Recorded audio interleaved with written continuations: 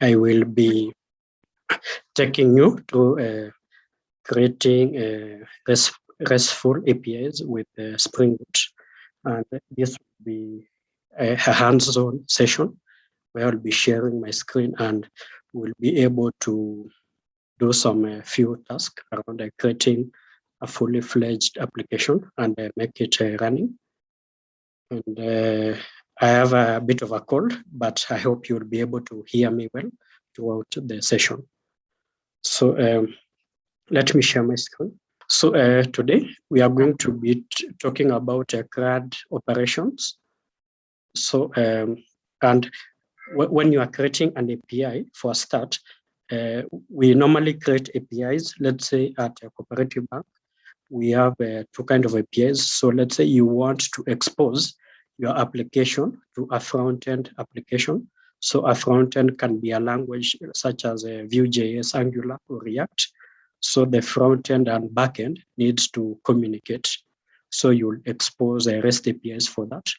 Or as a developer, you're exposing services such as payment services like funds transfer that are being called by other parties. That is another point where you expose your service as a REST APIs. So there are different options available, such as a queuing. So you would be hearing things around, let's say, something like a RabbitMQ, ActiveMQ. Then also you can integrate to another application via the database, such that they communicate via the DB. Or another option will be communication via REST. So what I've mentioned is in terms of integrations, we have queuing systems like RabbitMQ. Then we have a database. So where your application keeps calling a particular database. So let's say if you are sending messages out, for example, you keep calling the database for messages that have not been sent. Then the other option will be REST. So REST is via HTTP. So from all integrations I've worked with, REST I think is the simplest. HTTP, but it has its pros and cons, which I think from these sessions we are having, we are going to be learning about them. So today, this will be part one. I will mention some concepts that we will not deep dive into them, but I am hoping that in the future sessions, we may go deep on those particular concepts. In case you have any clarification, post it in the chat, then I might pause or answer that question at the end of the session. Or you can unmute at any point so we can make this session as interactive as possible. Okay, so when it comes to creating an API, so for example, the API we are going to be creating today is to be able to manage users. So for every application, let's say you have your school management systems, it normally has a login window where you provide a username and a password. So we are going to be doing like an example of how do we define these users. And when you are defining a user, there are different actions that we are able to do, what we normally call CRUD. So you will hear CRUD a lot when interacting with the systems.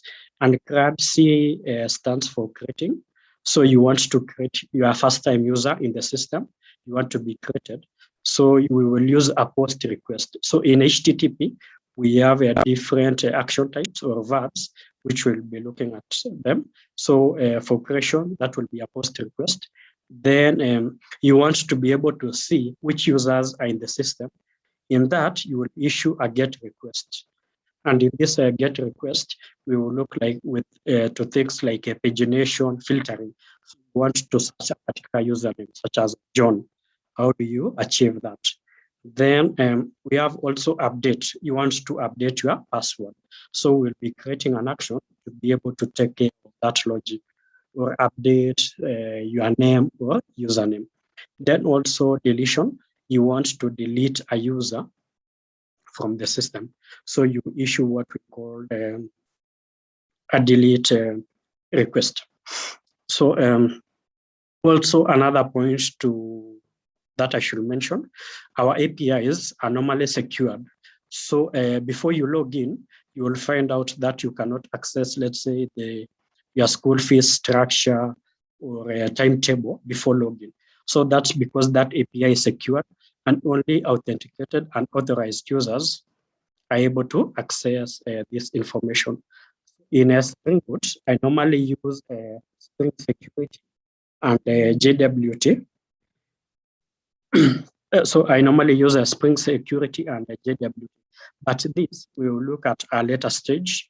So I think one of the tricks I found that works well when it comes to learning development is the art of focusing on one thing, then you learn all the things around that. So if, for example, you wanted to learn about RabbitMQ, so you focus on RabbitMQ, learn everything about it before you move to the next concept.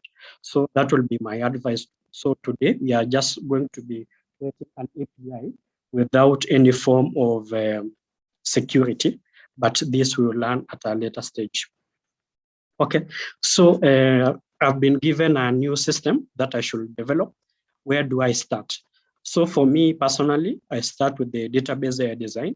So if I've been told to create something to manage the users, I start off by looking at what fields will these users table have, and or this user's object, and what kind of a relationship is the user's object having. So today, let's say for a user will normally have a role permissions, but today we'll just focus on creating a user object without any form of relationship.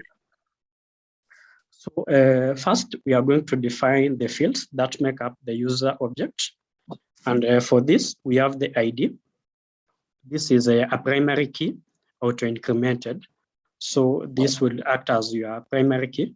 Then we have name. You can divide them to first name, last name, middle name, depending on the requirements. Then you'll have the username, which is the unique identifier in the system. So we are going to be defining this as a unique. Then the other one is a password. We have whether the user is active or not, created that and updated that. Then the next step will be now, since we know the fields that we want to have, the next step will be creating a database table. So when it comes to interacting to databases with Spring Boot, you have different options. So we have what we call SQL statements. You can go raw SQL statements. Or another option will be using tools such as JPA, which I will be showing you. So JPA uses something called Hibernate, which is an ORM, object relational mapping tool. So for the users table, how we can create the user table is defining now. We add the int, the ID, which is a big int, not null.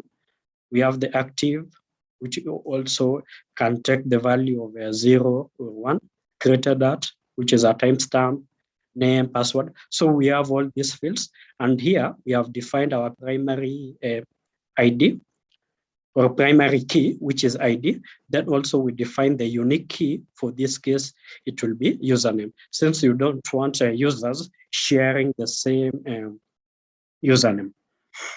Okay, so another option is using JPA. So JPA, you define such an object, which we are going to be doing it practically. So you will see here, I annotate this with ID. And the good thing with JPA, it will be able to create for you SQL statements out of the box. So you won't have to worry about writing this logic. It will create for you these tables when you start up your application.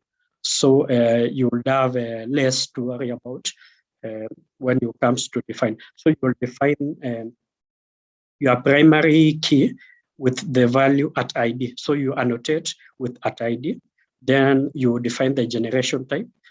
So this one I put auto, but we have something like identity, sequence, and others, which we can you can read on your own, or we can deep dive on them later.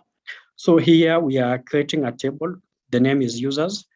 It's an entity. So for Spring Boot to be able to know that it should scan this particular object as an entity, then we are using Lombok to be able to help us create the setters and the getters. Then we define the various columns. So we have name, which is nullable, is false. So it can be null. If you want your name to be nullable, you can define that also. Then we have the username, nullable, it's false. Then it must be unique. Same case for password, same case for active. And also we have here, when you create this particular object, when you annotate with this annotation, Spring Boot will be able to insert for you the current timestamp. And then also when you update your object, when you annotate with an update timestamp, Spring Boot will be able to set you the timestamp at that point where you are updating the record. So after we create this entity, the next step will be creating a repo.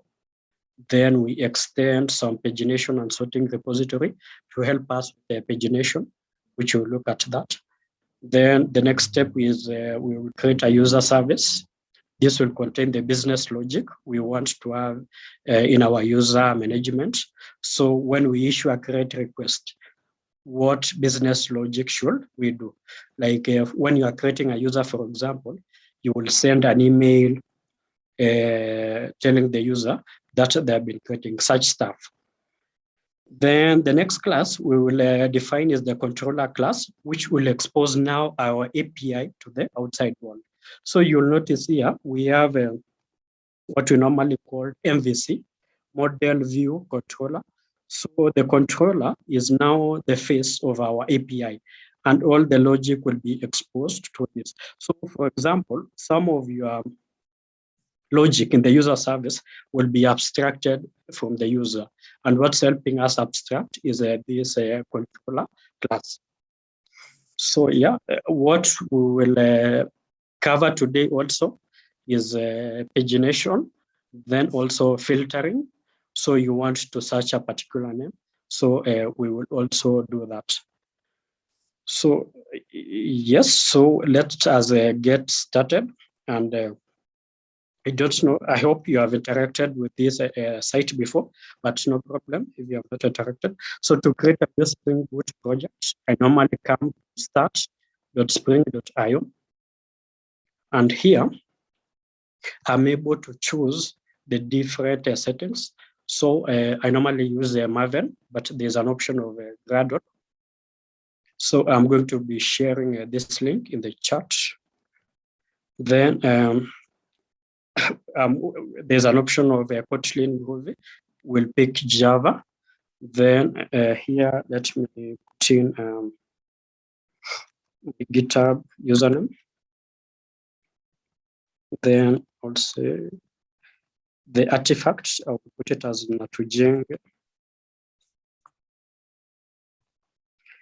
NatujengeOYF API demo. So here I'll pick Java. Then since on this laptop I have Java 11 installed, I will pick Java 11. Then here is where you add the dependencies. So there are various dependencies for Spring Boot. So don't worry if there are a lot of new concepts, you will understand them along the way. So the first thing we want to pick is web, Spring Web. And this Spring Web help you like import artifacts to be able to expose REST APIs. So it comes with an embedded Tomcat or embedded Tomcat server to be able to expose your APIs. The other thing we will import is we are going to be connecting to a MySQL database. So we want the driver, MySQL driver. Then also you had me mention about JPA, which is an ORM. So we are going to be porting JPA. The other option is Lombok. You had me mention about at data to be able to create the setters and getters. So I will import Lombok, and let's just go through. We can scroll through the list of dependencies available to check what we might have missed out and add that. So if you wanted Spring Security, which we'll be doing at a later stage, I will import Spring Security. So we won't be doing that today. So I'm scrolling through to check what we might import. So you can see here, there are a lot of libraries to help you be able to deliver your solution fast enough. So yes, I think we've got all of them. So the next step I will do is click on generate. Then it should be able to download a zip file, which I'm going to open it and extract it to one of my folders in my PC.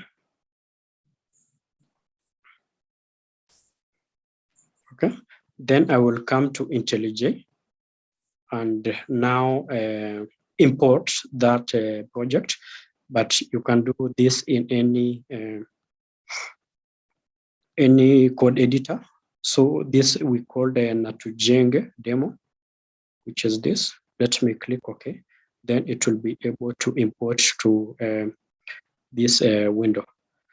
So I'm using, since we are using Maven, there are some Maven dependencies which will be downloaded, and I can see they are now complete.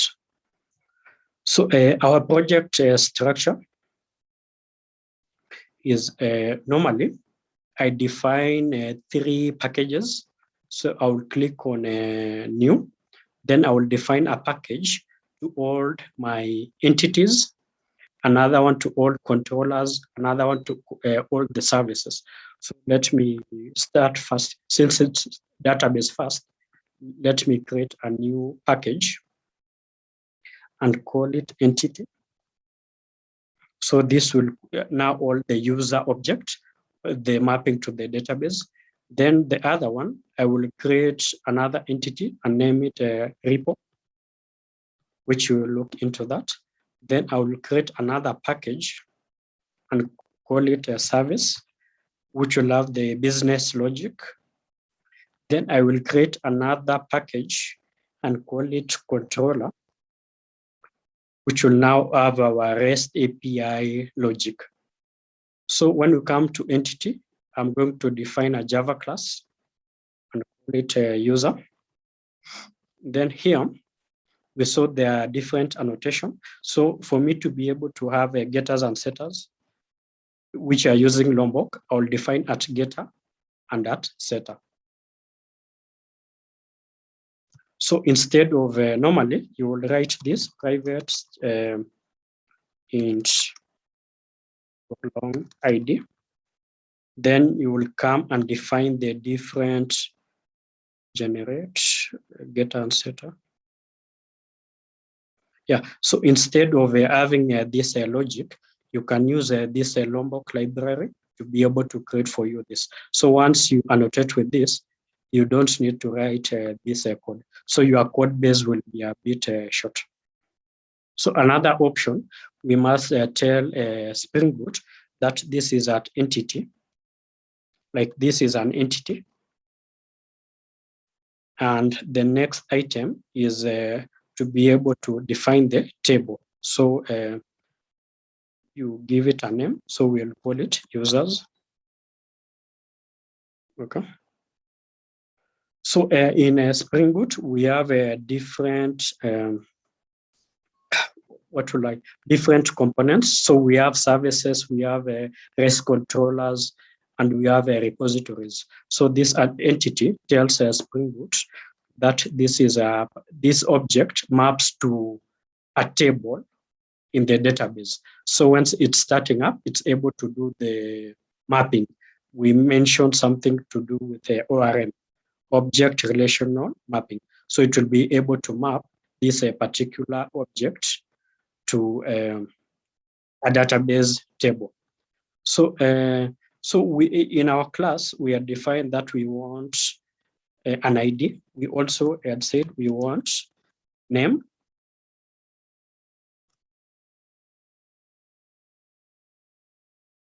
The other field was a username.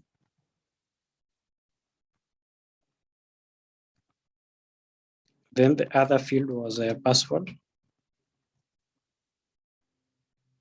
Then the other one was whether they're active or not.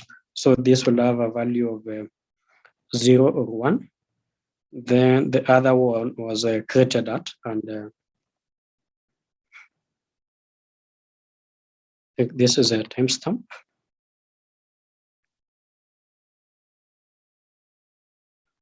And also captcha updated at.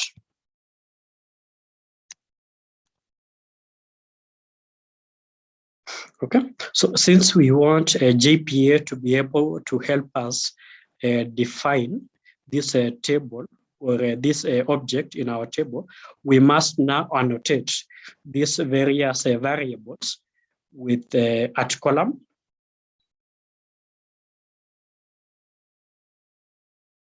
Then the name for this will be name.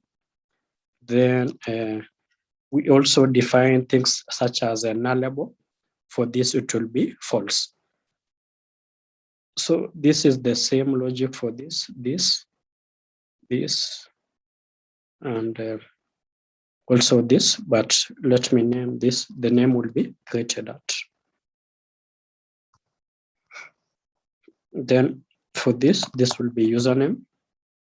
This will be password. And this will be active. So for this will be updated at. So so since updated at is can be nullable, like when you are creating a user for the first time, this can be nullable. So you can leave this as a true, or when you leave it as a default, that means that field is nullable. Like when you are creating a user for the first time, the updated at column will be null.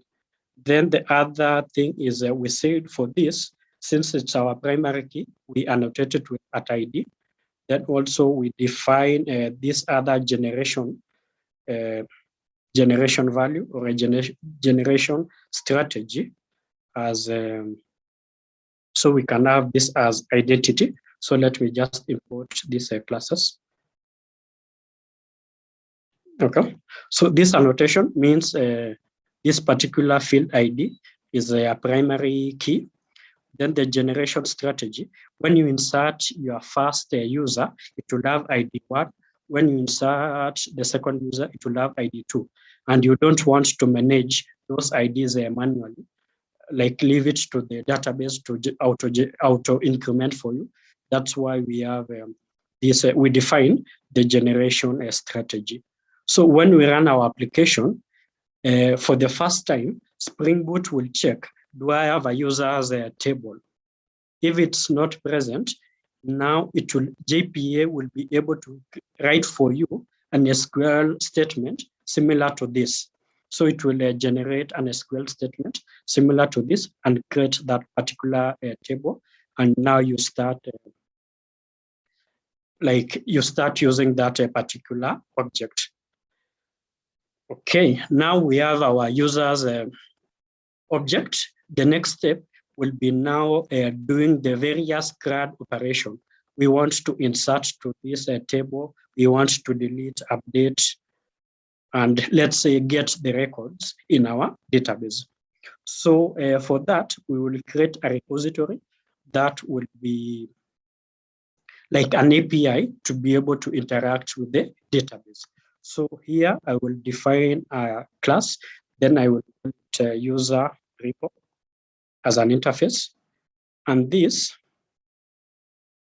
extends paging. Okay, let me first start by extending CRUD repository. Remember, we mentioned CRUD at some point. And when I look at the details for this particular, I want to go to declarations to see. Yeah, I wanted to go to that. So when I look at the definition of this particular CRUD repository, I will see that it has a save method, it has a save all, find by ID, exist by ID, find all, and all this delete. So these are the various CRUD operations that comes with this particular interface. Let me go back to user repo. So we define this as that it's a CRUD repository managing the user object, and the primary ID is long. And let me import that particular class. So here we'll be able, by default, I would be able to access save all, like I will be able to access all the methods that are in this CRUD repository since I've extended it. So I'll be able to find by ID, save all, delete all, such options. So you see with Spring Boot, your development becomes a bit quick, because if you are to do these actions by typing by yourselves, you could have taken up to 1 hour, to do all those actions. If you are writing raw SQL statements, which we will try to do at some point. So we have our user repo.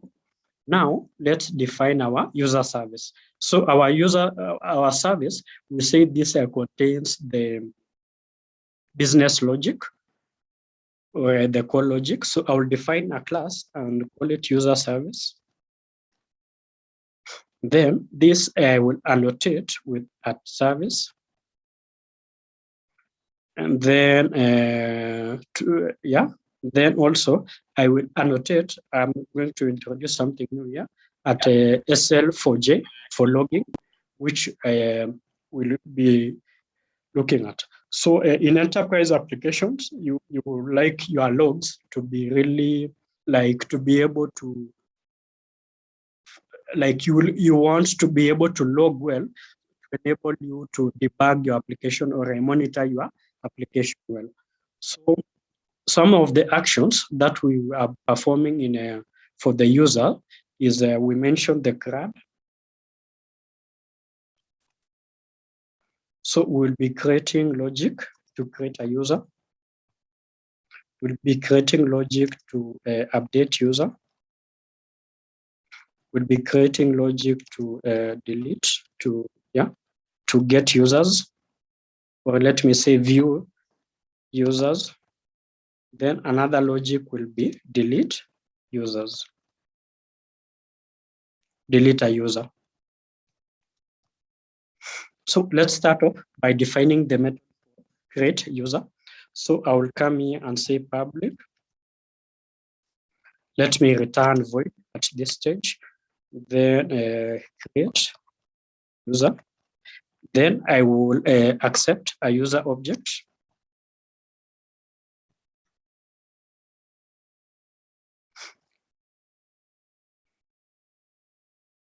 Then it's always good to surround your methods with a try and catch. Then here I will have an exception. And here I'll be able to log the exception.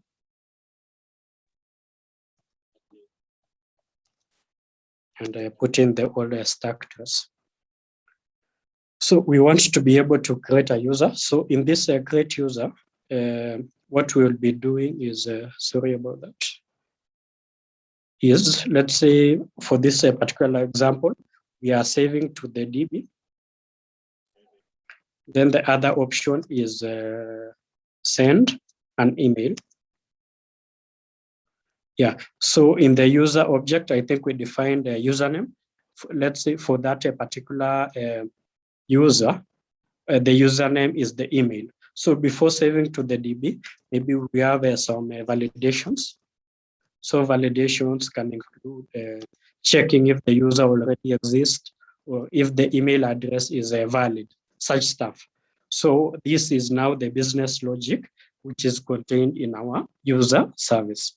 So to create a user, there are several options. So one of the option is I will import here something called a JDBC template. So don't be intimidated, don't fear the new concepts. Our focus today is REST APIs, so you might see new concepts such as this template, but that you learn at a later stage. So there are various options of saving to the database. So you can do validations. That's not the focus. Saving to the DB. So that for that you would have an SQL statement, string SQL equals to, and this SQL statement, it will be an insert statement. So you will say insert into users. Then you will provide the various values. So we had name, we had a password, then we had username. Then here you'll be able to provide the values. Then also we had created that and updated that. Then the next step will be now writing a JDBC template. And then you say update, you pass in the SQL. There are various options of passing these values. So for this, we'll have something like a new object. Then you now pass in the values, let's say user.getName. This object we have up here, then user.getPassword and user.getUsername. Okay, I think there seems to be a syntax issue, but anyway, you pass in now the values as an object to this particular JDBC template, then it will be able to insert your user into that user's table. So that's one of the options. The other option is using now the repository. So we say that this user's repository acts as your, like it acts as an API to your database. So what you'll do for that is you import the user repo. Okay. Then to be able to save, it's as simple as this. And you pass in your user. And you would have saved your particular user. So you see, I struggled with some syntax here because I've not used this particular object in a long time. But with a JPA, it simplifies a lot. Now you have two statements. I'm struggling here to know which value matches to where. That will be out of the way, and you'll be able to write your code quicker. There might be some downsides to JPA in terms of really performance-heavy systems. But for simple CRUDs, you can go with this so this you are reducing your errors, and also your code is more manageable since it's few lines of code. Then after you have saved your user, the next action will be now to send an email. For this, let's return the user object, which we have created. So I'll define this as user. Then in case it fails, let me return a null. But for enterprise applications, you will return a more like a message to the user. In case of a failure, you might give more information on why it failed. But for this case, let's keep it simple. The next action will be, now we have been able to create a user, which we will call this API at a later stage to confirm that. Let's do an update and see how easy it is. So let me return a string. Then I say update user. Then here, the front-end user or the API user will be passing in a user object. Then I would have here try and catch.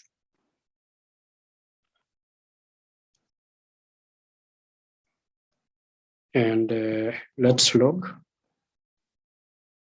So I introduced you to SL4J for logging, or a log4j. So here you can be able to log something like an info, something like received an update request for. Then now you'll be able to pass in the particular username, so that when you are debugging or when you are auditing your particular application, you are able to capture the different parts. And for update, it's as simple. You just pass in user.repo, then you click save user. So the other option will be writing the raw SQL statement. Then now you click update, or you type update users set name is equals to this, where ID is this. Then you use the JDBC template to run that update. But if you want a quicker way, will be just using this particular user's repo to shorten your code. Okay, then I think here, let's return the updated user.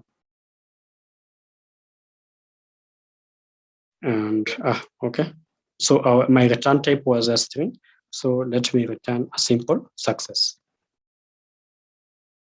Okay, the other action will be view users. So let me write. So for view users, your users will be in a list. So it will be, you will be returning a list, and it will have a user object. Then I will say view users. So we'll look at pagination at a later stage. So for this, to be able to get the users, it will be as simple as user repo dot find all. And this will return for you an iterable object, which if I go to users repo, I can be able to override that and define it as to return a list. So I'll save all.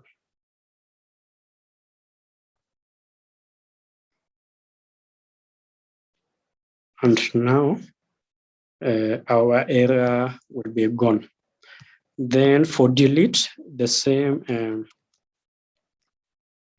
almost similar thing. So delete user. Then here you are passing the object,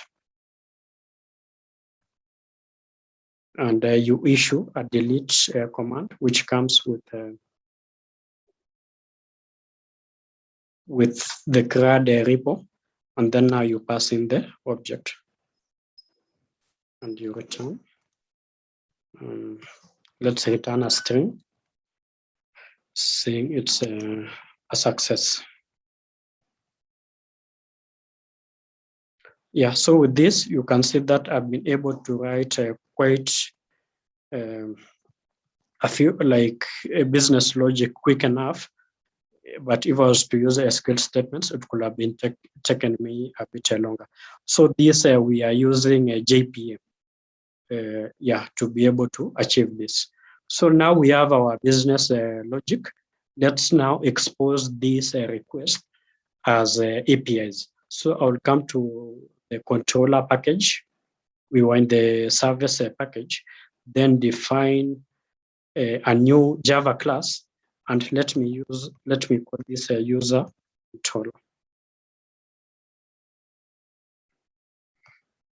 Yeah, so another thing to note, this in terms of how you create your packages, I think it depends on how you understand it well. And then also, if you are working within a team, you agree on a set of guidelines such that another person is able to understand your code quick enough. So it's not a must that you have this structure every other time, but within that particular team, you are able to set some structure to ensure that your clean is maintainable, and also anyone can be able to understand it quick enough. So for the users controller, I will annotate with the SL4J to help me with the logging. Then another thing, I will define this as a REST controller. So this Spring Boot will be able to scan this and see it as a REST controller. Then I will define something else called a request mapping. So for this, I'll be able to give in a path or an HTTP path, which my API is reachable. So let me call it users as the request mapping. So here in my controller, I'm supposed to expose get to view users. I'm supposed to expose post. I'm supposed to expose put to update, then also delete. Okay. So let's start with the get, and for that I will write a method.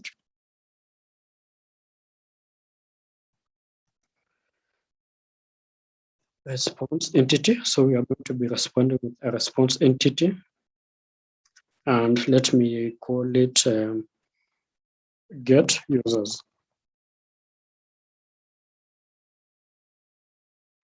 Then let me surround it with a try and catch.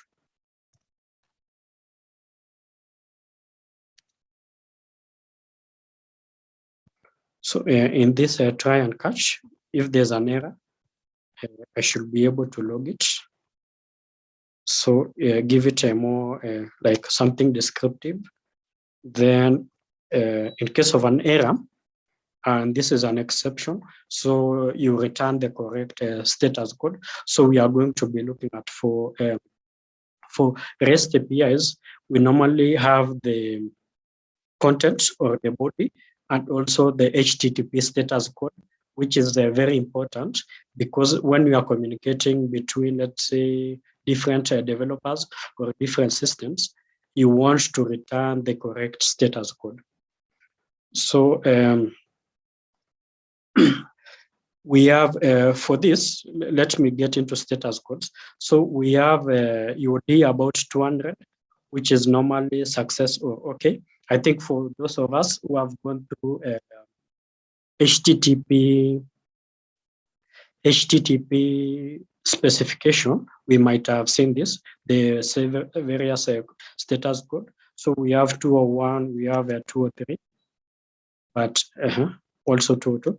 But mainly you will hear about 200. Then you will have something like 400 bad request. Then you would have something like 500, which means internal server error. Then also you have a couple of 301, 302 for redirection. So for this, if it's an exception, I'm going to be returning internal server error. So I'll return response entity, then provide something descriptive. So let me just return error occurred. Then now I define the HTTP status code, internal server error. And we are going to be seeing how this will come. So we are going to be calling this particular endpoints with a postman. Then for create user, so I defined a service. Let me now import our user service to this particular class.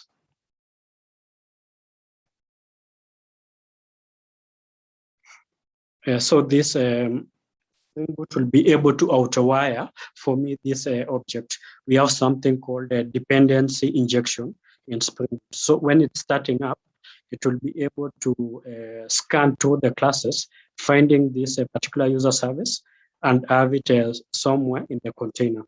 Then inject it to this particular user controller. The other option will be like in other classes, will be doing this. New user service. So whereby you now create like an object of this user service.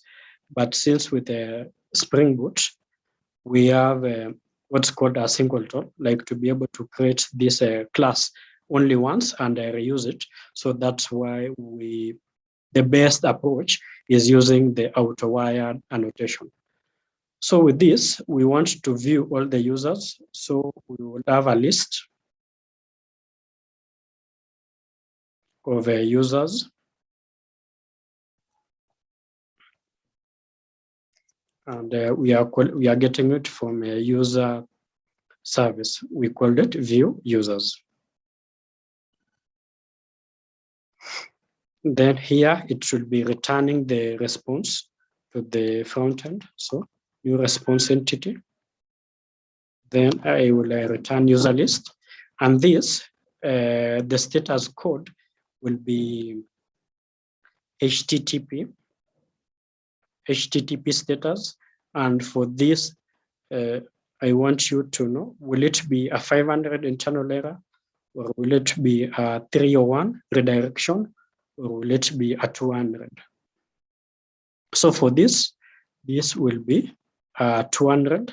So, and Spring Boot has annotated with OK. But if you are able to click on the details, you are able to see that the OK, this is created as an enum, which the value is 200, successful. So we have also these other statuses we talked about, like 302, 400 for bad request. And for that, for me to be able to view that information, I think in your IDE, you click on, you right click, then you can click on go to and check the implementations. Then you are able to view what's behind or what this particular enum means. So this we have been able to expose, or we have been able to define logic for exposing our view users request. So what other annotation we are going to be using here is a get mapping. So since this is a get, so we are exposing it as a get. We will see also what we expose the rest as. So before we proceed, I think we are going to define, or I'm going to be showing you how to connect now our application to the database, then test out this particular logic for get users. Then we can proceed with the rest of the actions. Let me go through the chat to see if there's any question. Okay, yeah, I think, that's one thing I forgot. We are going to be defining REST. Then also there's another one from Thomas, some Spring Boot tutorials, app service and service implementers. What's the role or importance to this approach? So I think Thomas have not understood this. So I think at some point you or maybe right now you can unmute, then ask the question. Thomas, are you there? Yes, I'm here. Can you hear me? Yes, we can hear you. I think maybe the other Spring Boot guys can help me explain this. So what I mean is that the service, I understand, is where the logic is done, like validation and so on. But some tutorials have said that I've followed in the past, I've seen them declare some service, I think as interface, if I'm not wrong. Then they have the service implementers. So actually, in this case, I've seen you just have the service. Okay. I've followed several guys on YouTube and Udemy, and some use either approach. Some just have the service like you have here. Others have the service, and then the service implementer. So actually, I would like it could be like a best practice. That's what the reason I'm asking. Okay. In case you have the question, or any team member here has an answer for that. Okay. Yeah, I think now I've understood your question. So I think normally, I've seen that too. You would have something called user let's say user service interface. Then this is defined as an interface with some now empty methods. Then they will come in and define another class with a user service implementation. Then implements user. That's what you meant, Thomas. This kind of approach. Exactly that one. So how is it different from the one you have with just the service, and what's the advantages or the purpose for this? Okay. Yeah. So I think this is, I will say, an opinionated approach.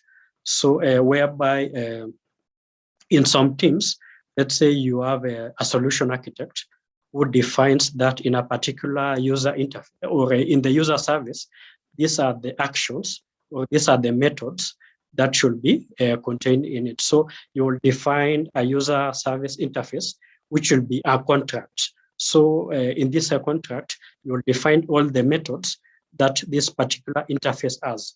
Then now when you comes to the implementation, you ensure that in that particular user service implementation, you have implemented all the methods in that particular interface.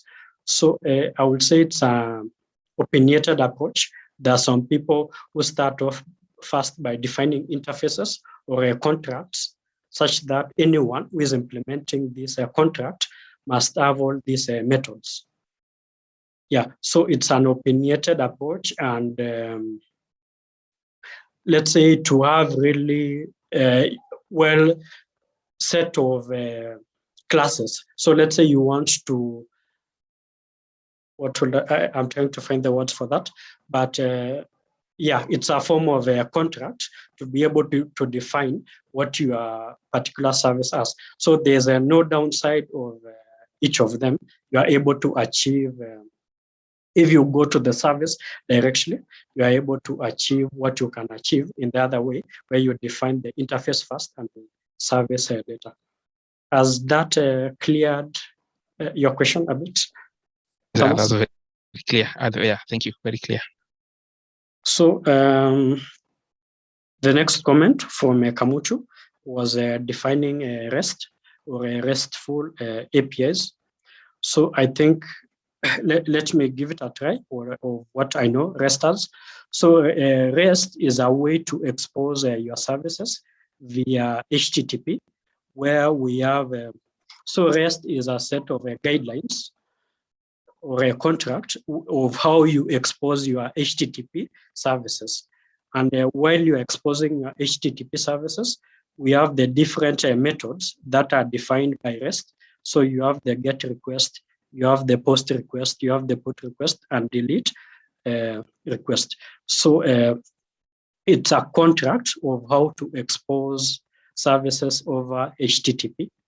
But I welcome anyone who can give us another insight of how they understand the REST from the group. Any volunteer? Okay, maybe at a later stage we might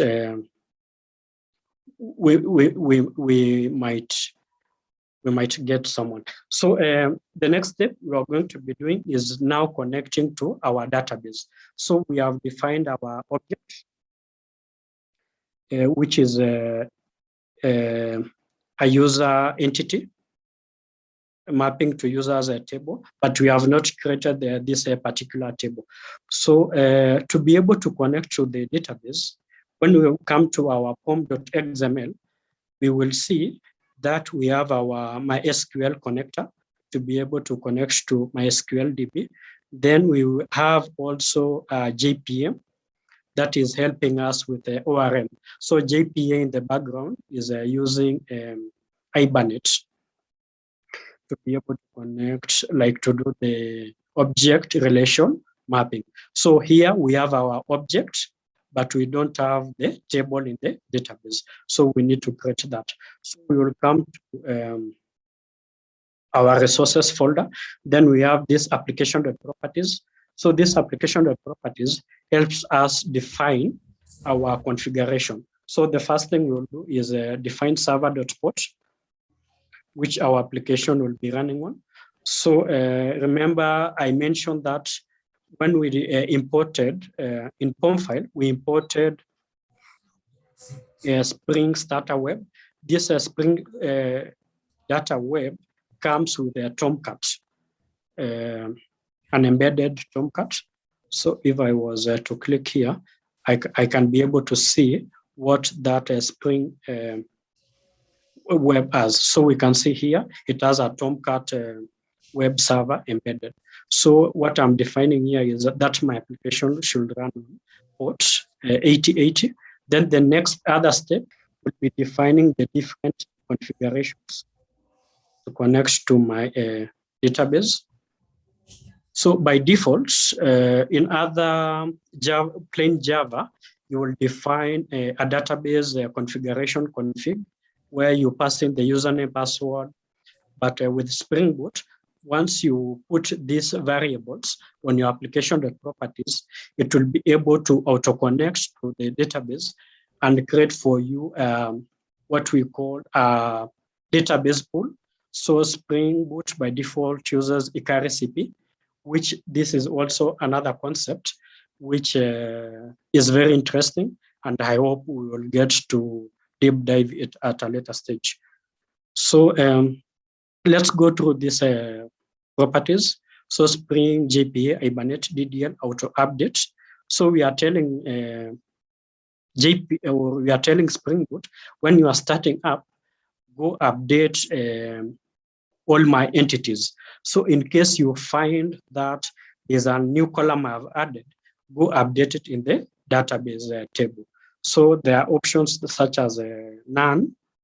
There's another one which is update. Then there's another one which is create. So when it's starting up, to create for you tables. But in case there's an update, it doesn't do anything. For none, it does no action. So it just starts up without comparing what you have in the object and what you have in the table. So for this, let's use a update. The next step is you are defining the database URL. So we are passing in JDBC, MySQL. Since it's a MySQL database, we are passing in the IP and port, and also our DB name, which is Natujenge. Then we are passing in the username and the password, which is a temporary. So we are going to be creating this temporary database table and also username. Yeah, so this is around managing your connections and also validating that you have been able to connect to the database. So the next step will be, let me now create this particular user in the DB. So let me log into this particular server.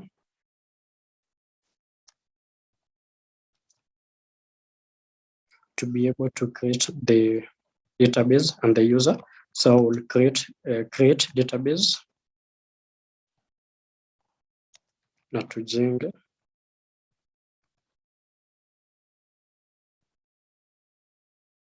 Then I pass in now create user, Natujenge. This is the password. Then I grant all privileges to the Natujenge user. To Natujenge user on all their connections. Then I flash the privileges. So I will exit and now come to Spring Boot and start our application and see if we are able to connect. So normally your application.properties, this will be pushed to, like you will push this to GitHub and you will end up exposing these credentials. So what I'm going to do in this case is create another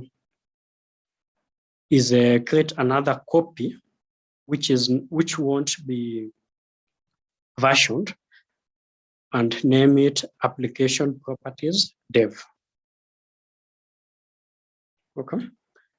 Then I come to my git ignore and I say that now I want to ignore this application.dev such that my code is not exposed, or my code is not exposed to the internet. So I pass in this as source. Then it's in main. There's another shortcut here. Let me check, which I can't see at the moment. But anyway, let me define it manually. Resources. Then I pass in application dev dot.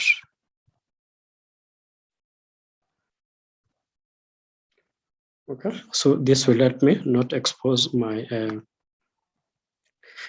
my credentials to the internet. Then here in the application.properties file, I pass this with the profile active as dev.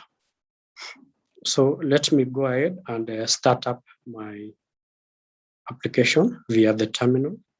So the command to start up the Spring Boot application is Spring Boot, my mvn Spring Boot. Then I have the run command. Okay. I think we should have done a confirmation to see if we have, how our database looks when we have just created it without any objects. But let me go back here now and login as root. Then we called our database Natujenge. So we use Natujenge. Let's click show tables to list all the tables there. And see, we have our users table. If we were to describe table users to see what we have, or is it show? Is it describe users? Yeah. So we see we have our ID, which is primary key, and also all the other fields that we defined. Okay. And our application has started successfully on port 8080. So let's issue a GET request to see what we have in our DB.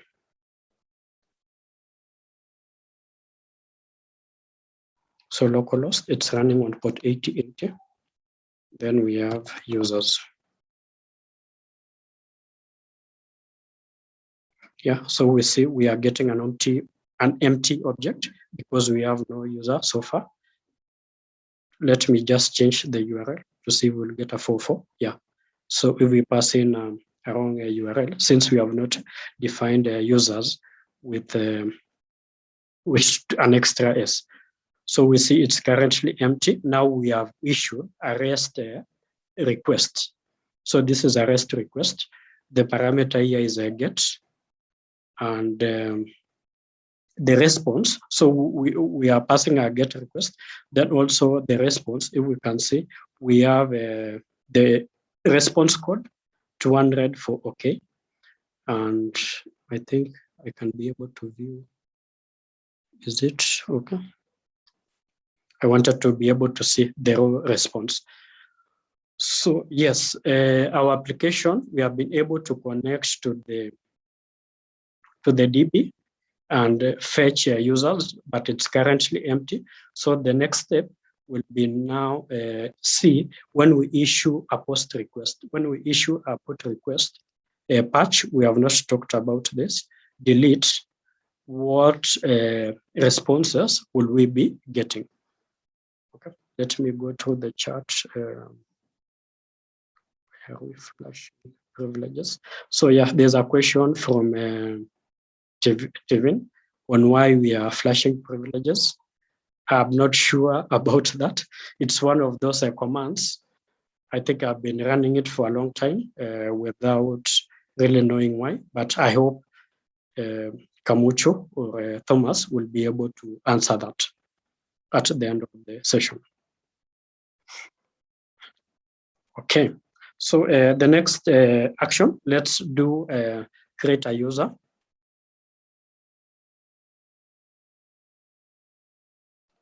And here, for a user, we are going to be defining, let me ask in the comments, you can type in, for when you want to create a user, do we issue a get request, post request, put or delete? Just take a few seconds to think about it. Is it a get request? Is it a post request? Put or delete? Thank you. I see a lot of you following. So yeah, we are issuing a post request. Thank you for your answers. So let's define a public method. It's the same structure. So allow me to copy paste this. Then this one, I will define it as a create user.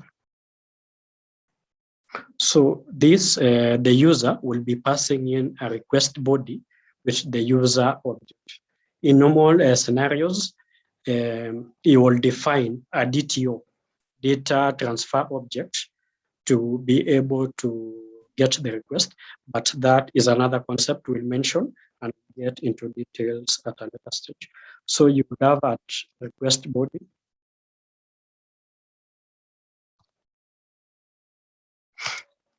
which we have a user.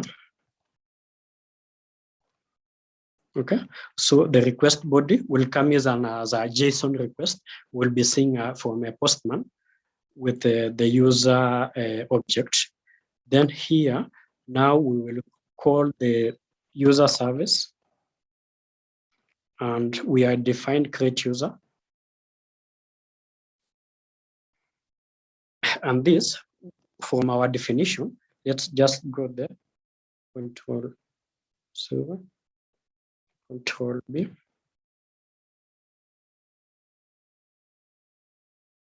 User.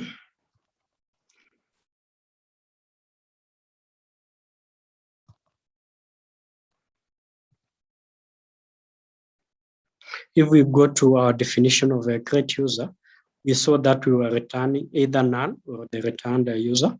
So let's now, we'll have issued our command to the business logic layer to create the user, to validate the user, create the user, and then send email. Then now we need to return this response to our API user, or our API, yes, our API user. So we'll return it as a response entity. And let's return the all user response. And for this, the HTTP status will be okay, 200. Or we can, depending on the contract, you have agreed with your API consumers, you can also return a 201. So for this case, let me go back to the user controller and return it as created for 201. So we have a different status codes. Then let me log here to be able to show you how you log also, like to be able to monitor your app and also for auditing. Okay, so let me demo for you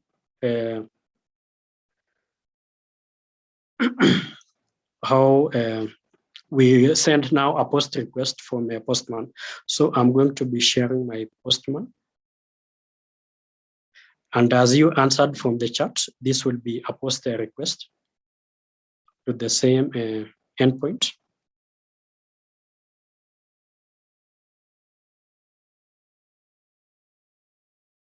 And then there's something that I've forgotten. So there's this annotation for get mapping. So if Tomcat gets a request with a get request, it will resolve automatically to this method. If it's a post mapping, now we are supposed to annotate this particular method with a post mapping.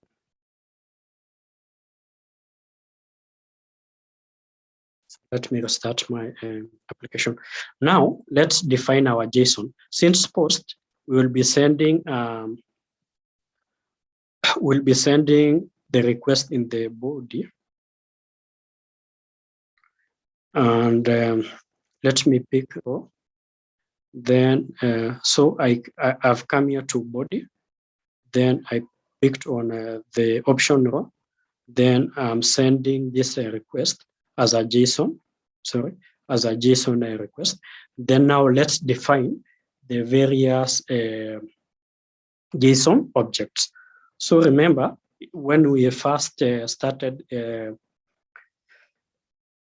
this, when we were starting, we said that we have our ID, which is auto-incremented, meaning our database is assigning an ID in incremental value.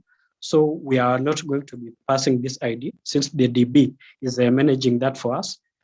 The API user, for this case, let's use the front end, is passing in the name, is passing in the username, is passing in the password, whether they are active or not. Okay, then created at and updated that. We also say that JPA is able to insert for us when we put this annotation at creation timestamp and update timestamp. So what we need to pass in are these 4 fields in a JSON request. So I will define the name as John Mark. Then I will pass in the password as test 1, 2, 3, 4. Then I will pass in active as well. Then the other field was a username. This will be test@gmail.com.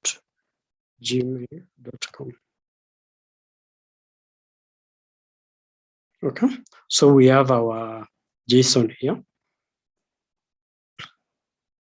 Let's now send a request and see what will be the response. So our application has started successfully. Let's send in a request and see. And yeah, we have our response code 201, meaning created. And it responded in 988 milliseconds, which is something that as you interact with enterprise applications, you know that this response is a very, like the response time is something to pay attention to. So I was expecting an object of the created user, but I'm not seeing it. So let's see what might be the reason for that. I'll try check on this because we should be able to see the newly created object coming back. I see there is an error on our code. Let's check on this.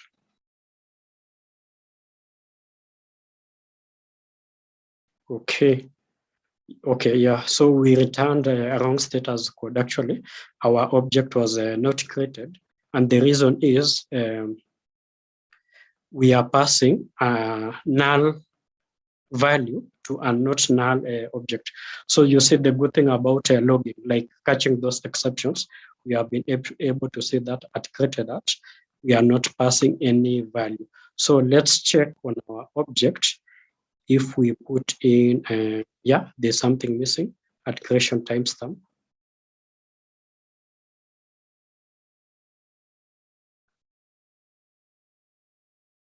And this one, it's at updated timestamp. So that's causing the error.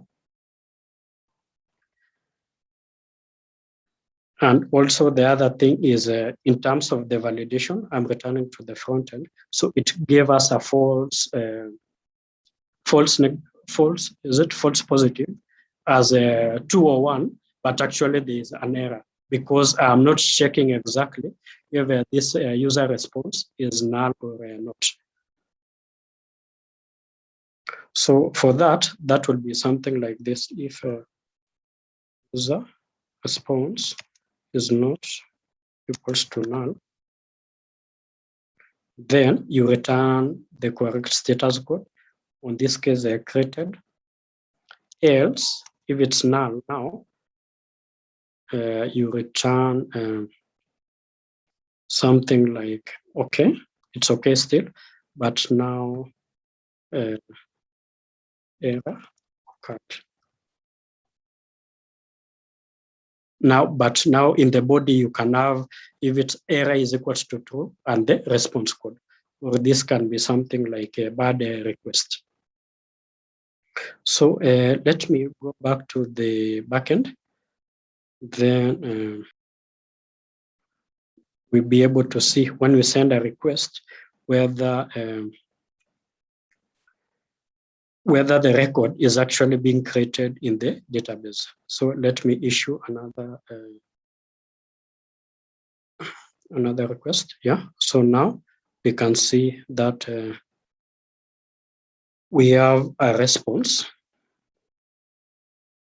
The ID is one, John Mark test at Gmail and all that. Then if we come to the DB,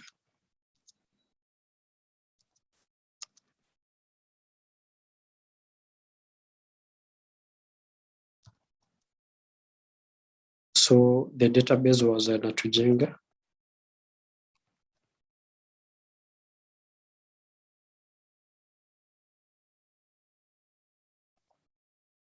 Then select from users. So you can see the record here. Let's try. We mentioned that this username is unique. Let's try sending a request with the same username. And yeah, it's I see there's a problem. I think we did not define that. So in our user service, when it comes to username, I forgot to include another column here that this username should be unique. So let me delete it.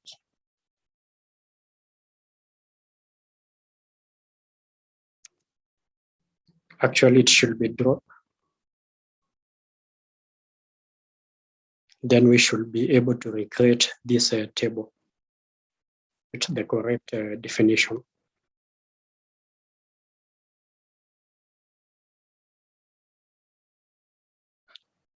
Yeah, so that's starting up. Let me send a request. The first one has gone through. Let me send the second one. Yeah, and we can see this is a bad request because an error occurred.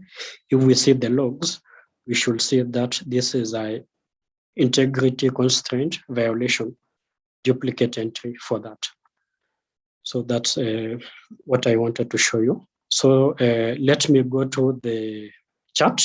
Then the next stage we will be doing is I will introduce you to pagination and also searching if times allows. Okay, so there's an answer from Thomas about flashing. So to tell the server to reload the grant tables performs a flash operation. This can be issuing flash operation statements or by executing a MySQL admin flash privileges or MySQL admin reload command. Okay, so I think after we granted our user access to the various table, we are telling MySQL to reload its settings. Okay, so I think thank you for that, Thomas. So every time I make changes to the script, I have to run Spring Boot. So not every time, but there are instances whereby, or can you we share this chat? I'm not sure I understood your question well. Maybe you can unmute and then you can be able to ask that question about reloading a Spring Boot. That was from Waidaka. Are you there? I'm here. Okay. Could you ask your question about reloading? The question was, every time you are making a change in the script, you're reloading the Spring, I want to call it the Spring Boot framework. So the question is, every time you make a change, you have to reload. Okay, that's a good question.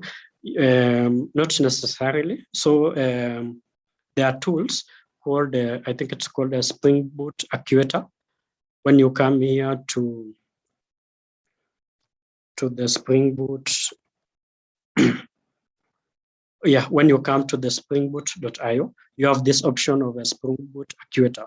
And with this, it's able to put in a listener such that when it notices something as a change in your code, it auto reloads so that you don't have to Control C in your application. Yeah, so there are tools to help you auto reload. The way we have for NPM, when you make changes, you are able to auto reload and refresh the browser. Yeah, so we have such tools in Spring Boot also. Okay. Yeah. Yes. So let's change the port to another port, let's say 8090.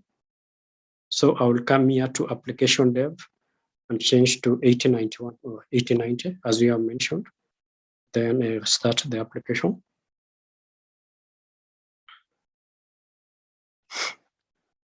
So Spring Boot comes with a lot of auto configuration, such that there's something I mentioned around creating a database configuration manually. So with this, when you put these values in this particular way, Spring Boot is able to auto-create the data source for you. So I think this is another concept that you need to understand, and it makes things a bit easier when you are starting out. So yeah, we can see now Tomcat has started on port 8090.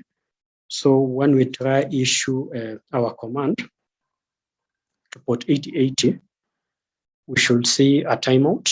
But if I come here to get users and now change the port to 8090, I should see a listing of users. Then I can come here and create. This one is a test one. And let me call this one is NatujengeOYF. Okay.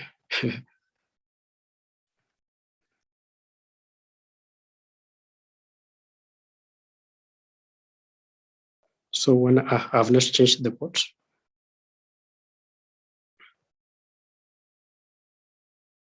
okay. So here now I have another user with test one. So yeah, you can be able to change the port. Then also the other thing around this password. Normally, this is just an example, but you wouldn't store password in a plain text. You would have to use something for Spring Boot to have a decrypt. So like a salt, a one-way hash, such that your passwords are not stored in plain text, and also you are not able to retrieve the password or convert it back. So this is one of other security features I think we can look at the stage when we are talking about Spring security and JWT. So let me go to the chat to see what has been posted. What about developer tools? What does it do? So Zoom, are you able to maybe, what developer tools are you talking about? The dependencies, the Spring dependency. One of them you saw something called developer tools. Yeah. Oh, this one. Yeah. This one I think, yeah, this is just a tag for what this is. So this is a tag to mean it's a dependency tools. So when I search something like MySQL, I would say that this is tagged SQL. So it's a tag to help you know what that particular dependency is. So if I was to search RabbitMQ, Rabbit, see it's something around cloud messaging. So that's what developer tools is just a tag to be able to, as a new dev who is interacting with that, to be able to know what this does. Okay, yeah, there's another good question from Kamutu. Will we be doing a creation of Docker images for service as part of deliverables for groups to build the APIs and run it as a container? Yes, so I think this is another part when it comes to containerization. That's another bit where I'm really passionate about. And I think for part 2, we can talk about Spring Security and GWT and how you can be able to consume the APIs we have defined today from a front-end application. Then in that session, we will include Dockerization. Okay. Thanks, Felix. Yeah, it's actually Spring Dev Tools. So this is, I think, this is related to. So thanks for that, that clarification. Yeah, so actually Spring Dev Tools auto reloads actuator exposes information about your application. So health metrics, your dump, like your garbage collection, how much memory you are using. Yes, so actuator is actually for metrics, while Spring Dev Tools is for auto reloading. Thanks for that. So next, I think in the few minutes we have, let's look at pagination. So currently, you see in our API, it's responding with 1 second, 1149 milliseconds. So that's 1 second at most. If we had like a million records, will we return all of them to the user? And how long will that take? So I think for those of us who have done algorithms, we have something called a big O notation. So if one record is taking, one record is taking 1 second, for a million records, that will take O(n) times. So that will be a million seconds. It might not be like that, but as you grow your records, your response rate will be big. And then also we have the bytes, which this API is returning. So for a million records, that will be, let's say, 200 MB of data or 20 MB of data. So if this API is being consumed by a mobile app, then you have someone who has both bundles for 10 MB and you are loading 200 MB worth of data. So their bundles will be depleted like quite fast. So you must ensure. So one thing for pagination is to ensure that our response rate is quite fast. And then also the data we are loading is small, like is a few KBs. So I think we have had complaints that Chrome is consuming a lot of RAM and stuff like that. So one of the reasons is the website that you are visiting. If it's returning data, which is pretty huge, it will be a problem. So as a developer, you don't want to expose your users to such issues. So now you introduce the concept of pagination. So with pagination, it's quite easy with Spring Boot, but my machine is hanging a bit. So you will come in a user service. When you are using raw SQL statements, you would have something like, okay, let me just write SQL, string SQL. Then you will select star from users. So this is another thing that is not recommended, selecting all from a particular table. You should be able, so if it's a huge table, it's better to define the columns that you want to select. So you will select ID name from users, then you will say order by ID descending, then you will limit, let's say 10. Then you will offset 0 for the first time. Then for the second page, you'll now offset 10 and limit 10. So for this, you are returning 10 records and you're offsetting 0 items since it's page 1. Then for page 2, the records are still 10, but now you'll offset 10, you'll go 20, 30, like that. Okay. So then now you would have something called a mapper to be able to map this to a particular object. But with the JPA, it's a bit simplified. So you will come here in our user repo, and instead of extending CRUD repository, we extend what is called a paging and sorting repository. If we go to this paging and sorting repository, we see that it extends CRUD repository. So we are actually getting what CRUD repository has. In addition, we are getting this pageable actions. So page and iterable. So we will come now here to our user service. After changing that, you will see that we have no errors in our application since it's extending a CRUD repository. And to be able to paginate, now your user will be passing in the page size. So we talked about limits. So they will be passing in, let's call it limit, or a page size. Then also we will have the int of page. So they will be passing in the page size. They want to load 5 records, 10 records, 20 records. Then also they will be passing in the page number they are in. Then here we will define something called a pageable. And we will request a page. Is it page request? Of. Here we pass in the page and the size.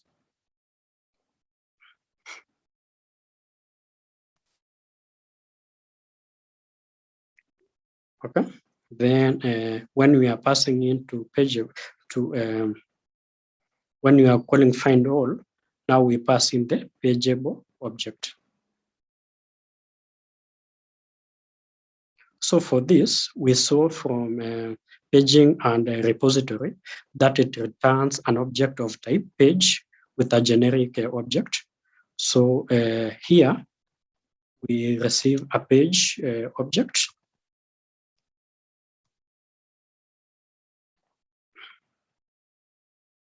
Let me call this a page number to avoid the confusion. Then users page. Then in this page, we will see that it has in its definition, it has something called a content. So we'll be able to get total pages.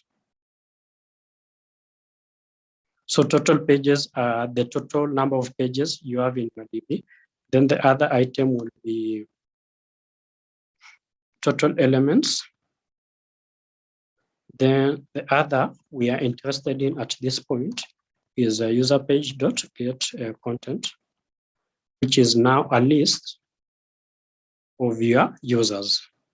So while returning, instead of returning all the users, now let's return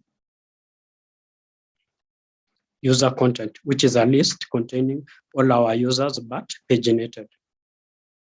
So let me go back here and now pass in. So here we can see there's an error because I must pass in the size I want and the page I'm in. So here, let me say the user will be passing in parameters requesting the page number and also the size of the pages. So I'll pass in request param.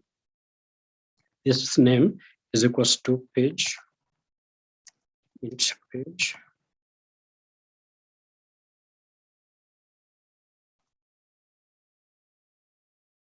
Then here the size to be loaded, I will call this int size.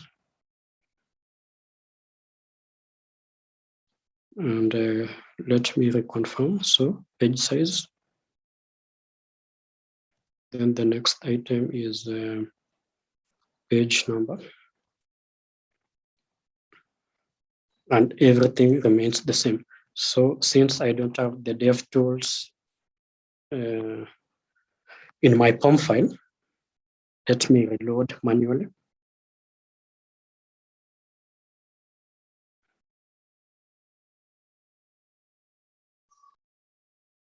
So when I issue my request to get users, I should be able to get an error since so 400 bad request, since their parameters I'm not passing. So there's an option to make them optional, which we have not done, and give them default values. So for this case, I'm now supposed to pass in the page. I want page 1 and page, and the size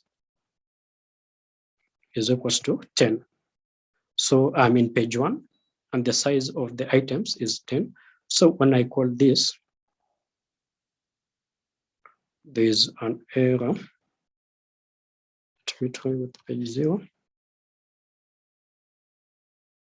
Yeah, so that's another concept I forgot.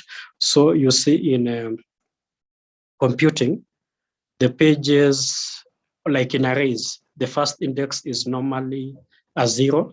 So when it comes to pages in a pagination, it must start with a 0.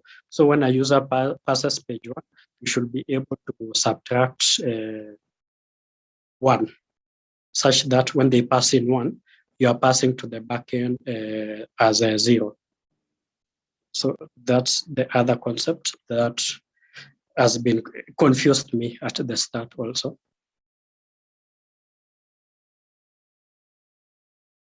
So let me pass in page 1.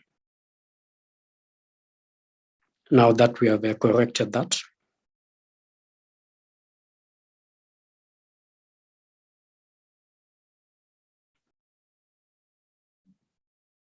Okay, now it's working perfectly. What will happen if we passed in, okay, page 1, but we want only one item? Yeah, so we are saying it's one item, but before you are getting 2 items since our items are 2. Yeah, what will happen if a user sends in a request for page 2, but yet we don't have a page 2?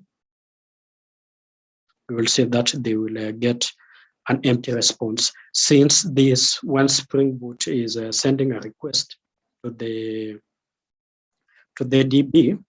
We saw that our query was our raw SQL query, which we have deleted. There was an offset, so it will be offsetting 20 items and limiting to 10. When it does that, it wouldn't find any items. Yeah, so that's around pagination, which we can get into deep details at a later stage. Then, yeah. Then also there's if you wanted to sort, for example, you want the latest items first, you can be able to do that by writing like ordering. So you will come here to user repo. So there are several options.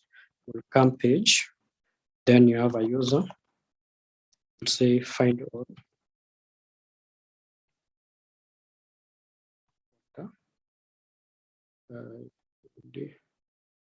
Descending. So there's an area around writing this custom. So there are those methods that come with JPA by default, but sometimes you will want to write a custom functions or methods. So you do like this. So this particular method, I should pass it a pageable parameter. Then also, so what I'm doing is I'm finding all, then I'm ordering by ID descending.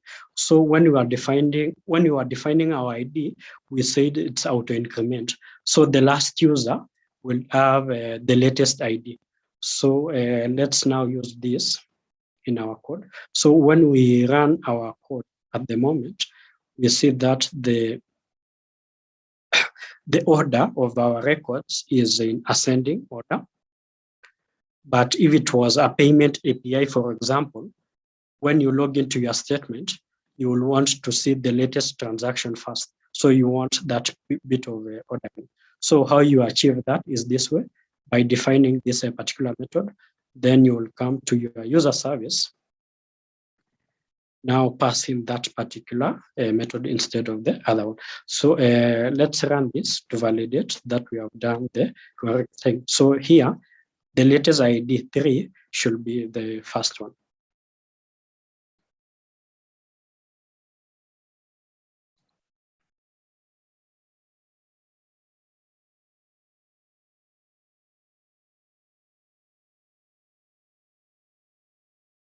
Okay. Seems there's an error. Let's see. No property desk for type long. Think. Let me try this.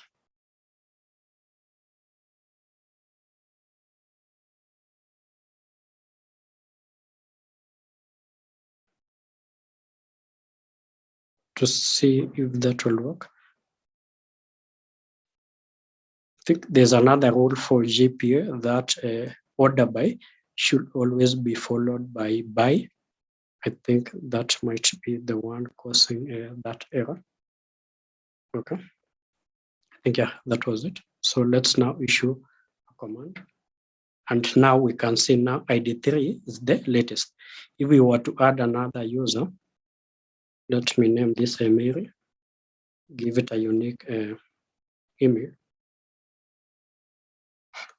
Let's see where 4 will be. Yeah, now 4 will be the latest item. Then now we can see also the created that and updated that. This is the current timestamp, although it's in UTC time, but 57. So it auto inserted that particular record for me. So the next, I see we have a few minutes remaining. The next thing we are going to be looking at, let's say I wanted to find all users with the name Mary or John. How do we achieve that? So you will want your users to be able to search. So let's say I want to search a particular user, passing in only part of the name and not the whole name. So you are going to be seeing that. So let me go through the comments. See. Okay. Yeah. So Kamunchu, yes, we'll be pushing this code to GitHub. Then you will be able to play around with it, and yeah, reach out on the WhatsApp group in case you want we deep dive into a particular concept. Okay, yeah, so there's a question about user validation to avoid SQL injection against their DB queries. Yes, so when you are using raw SQL queries, you must do that, like you must be able to escape. So I think there is a particular library where it helps you like avoid SQL injection. I'm forgetting its name when you are using raw Java. But for JPA, I think this is another point where I'm going to be researching of how it avoids SQL injection.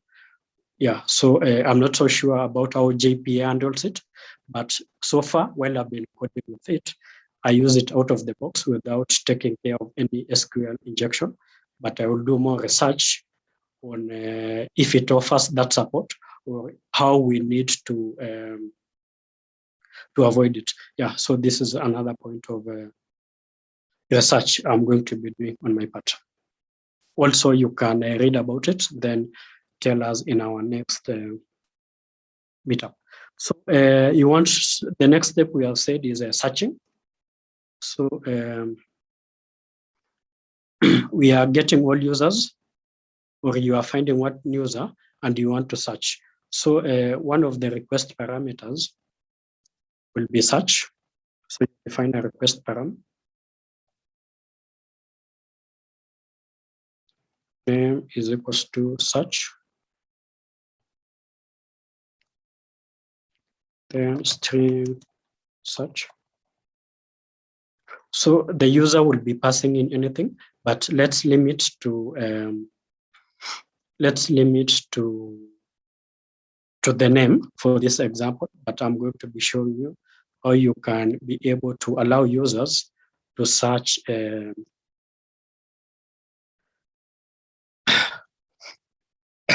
be able to search any field which you have whitelisted that they can search. Then also another thing you can notice is there's a lot of code repetition, such that I'm adding an object to the controller, then I come to the service. So some people always get tempted to put all the logic in the controller. That is also allowed and it will work, such that you have imported your user repo in this controller. But from past experience, where your controller should be really small, such that you can look at it and know what it does. So the best approach is having your code in the service or the business layer, but no one is preventing you from having the logic here. So it's a preference, but yeah, it's not cast to stone that you must have these all packages. So now we have the search, then we need to search by name. So let's define another method here in our repo. So repo, we named it our API to the DB. So let me just define. So I will say find by name. So these queries are really, you will see how simple they are. Let me, in the raw SQL, you would have had a SQL like this. String SQL is equals to select from users where name is equals to this, or another query will be where name is like, then where name like, then now you pass in the variable.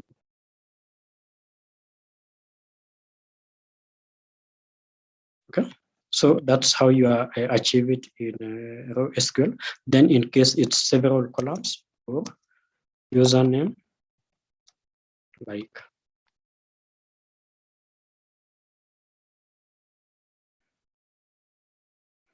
Okay, although the DBs will tell you such queries won't use an index, so they will complain when they see such queries. So I think Kamuto talked about indexing. You will be able to relate this going forward. So that's the raw SQL queries option. So the option for JPA is you will come to our user repo and say find all by name, then order by. So I think I can say find all by name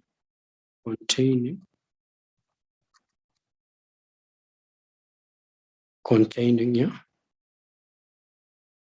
Then how, yeah, the first variable will be name. I'm not so sure about this syntax, but let's give it a try. So here I'll pass in the new method, and it's complaining there's a missing variable. So I'll pass in my search parameter. So at the moment, we have made our request parameter for search mandatory, but not all users will be passing a search all the time. So I think there should be another tag telling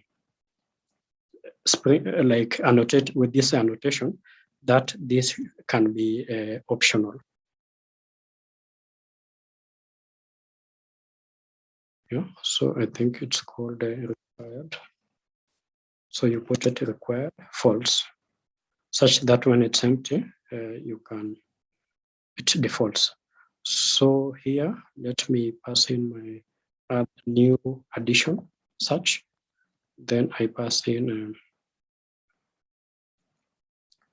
Mark, for example. and see, let's see, yeah. So I see now mark is being returned. What about if I passed in mark? Yeah, so that's not returning. Then what about if I in? Yeah, so it matches Mary and John Mark. Since my query is like, so it will be able to return all names with these two characters. Yeah, so that's one option of pagination, but also there's another option. There's a library called Query DSL, which is really powerful. And this, you wouldn't have to rewrite a lot of your SQL or your repository. So let's say now I wanted to search by name, then also I wanted to search by username,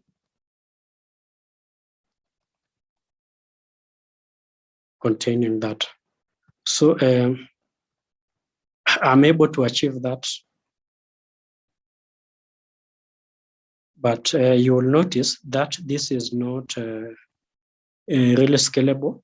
If my table had like 10 columns, which I need to search with, my my method name will be really huge. And yeah, so query DSL will be able to generate queries such as this. So let me show you. So you will pass in your search parameter. Then if search is not null and it's not empty, or if search is null, then load all paginated. But if there's a search variable, then now you are able to write such a function. So user.username containing ignore search, and user.id number, user.account number.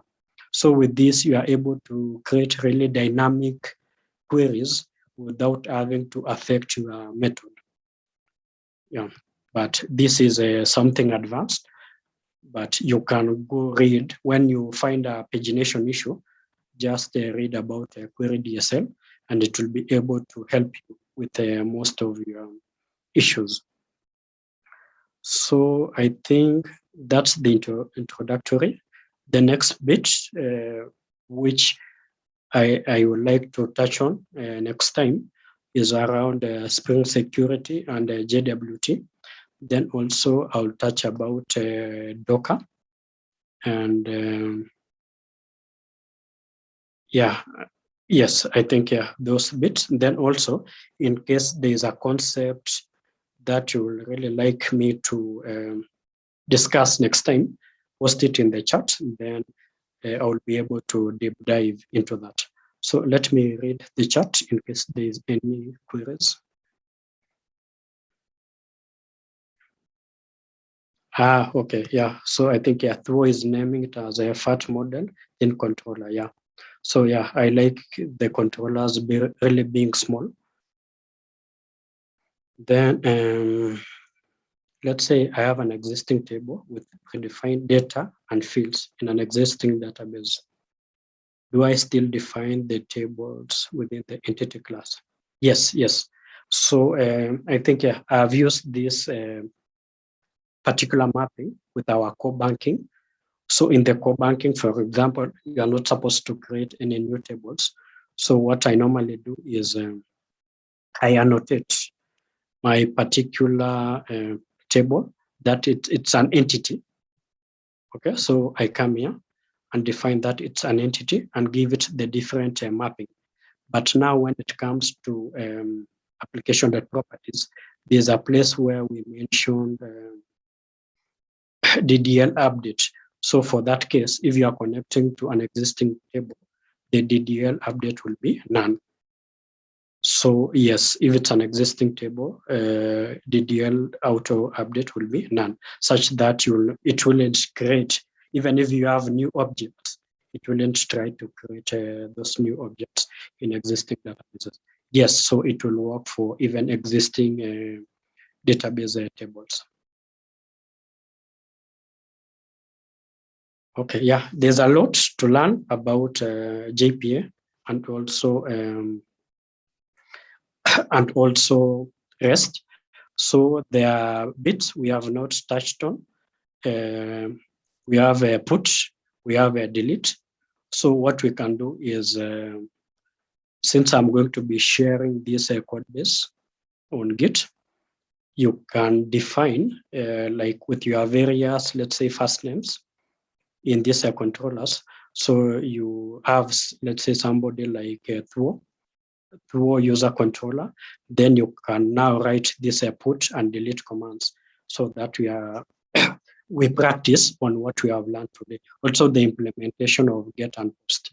So you might have seen this, but when it comes to typing now the code, you might have, you'll notice that there's a concept you might not have understood, but when you do it practically, you'll be able to internalize it further.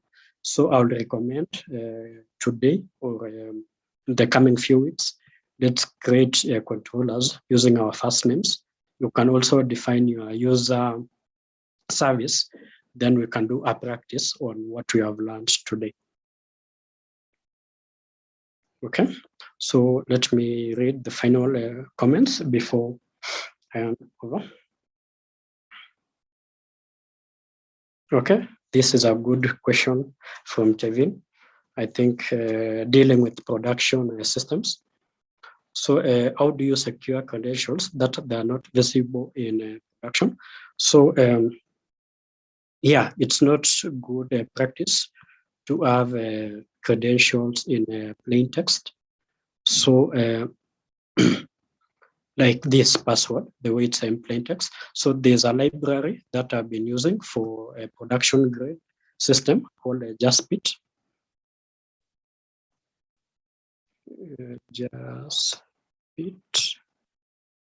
Jaspit, okay, yeah. So it helps you with the encryption of your password. Yeah, so you enter now my plain text password.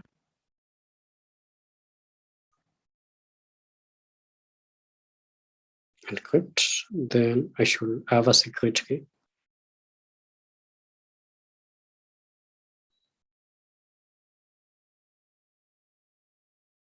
Okay, so it will give you such an encrypted string. Then now you have this secret. So this secret, you can store it, let's say, in your environmental variables. So yeah, you can read about this Jaspit. It helps you. It's not fully secure, but it helps you at least secure your password that such that it's not in a plain text. Okay, I think that's the end of my session today. In case you have any questions, I think you can post them on the chat, or you can unmute and ask.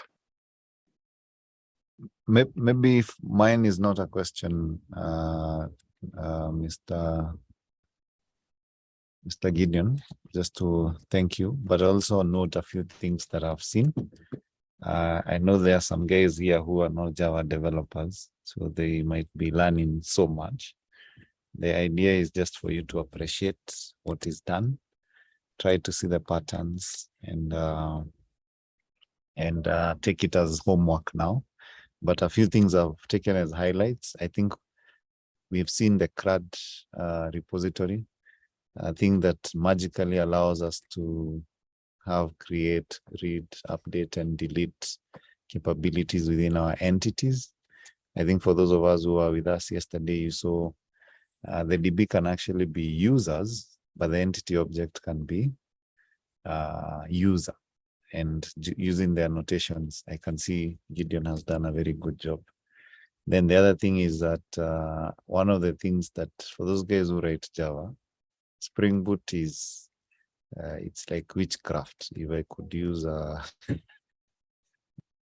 are many things that are done out of the box. It basically makes our life easier, leaves out a lot of the boilerplate code, as we call it.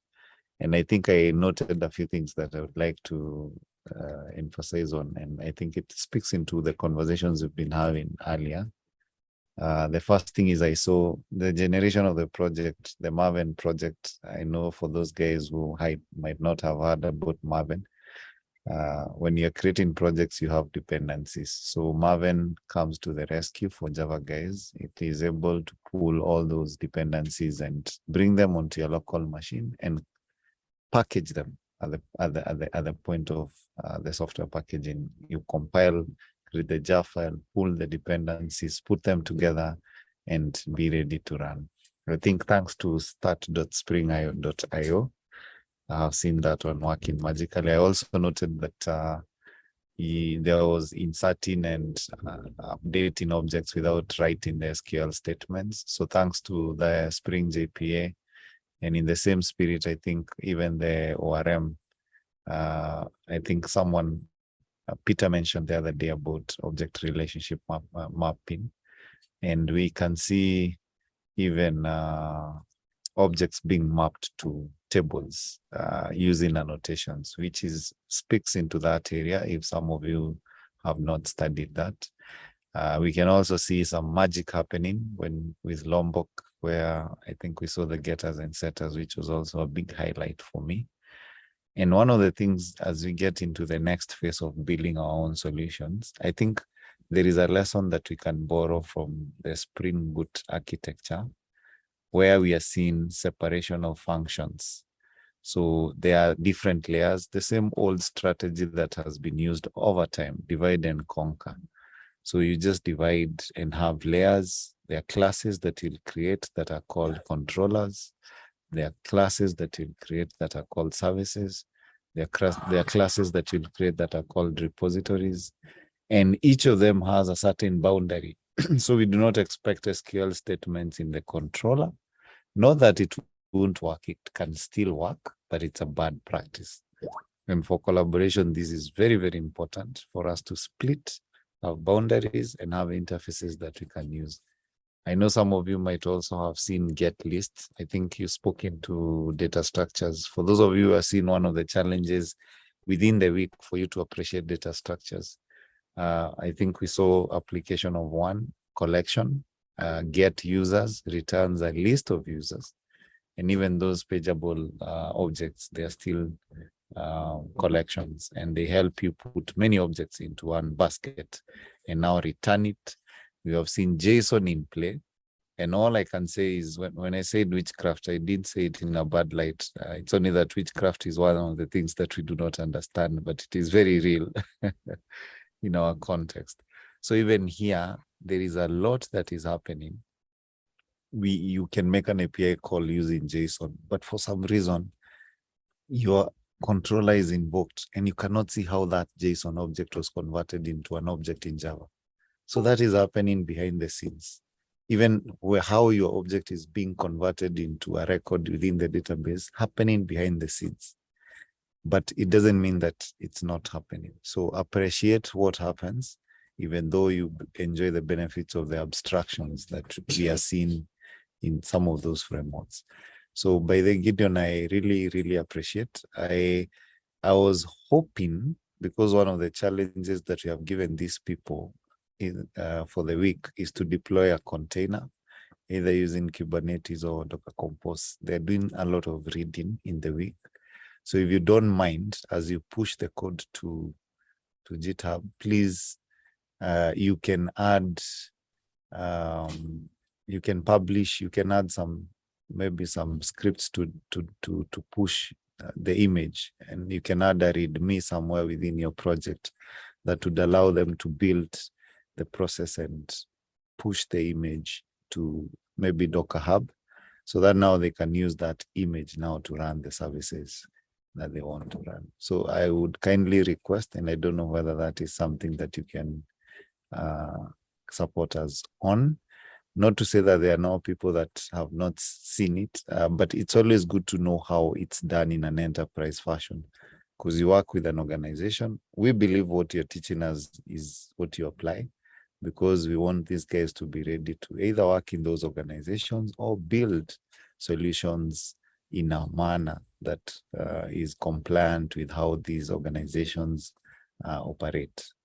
So thank you so much, Gideon. And that's it from my end. I will allow you to answer any other pending question and maybe respond to my request to add some code to to be used in building the image, and maybe a README, and you can share with Marlin and team. We can pass it over to the groups. For those of you who today is just stuff too much, new stuff that you don't know, don't worry.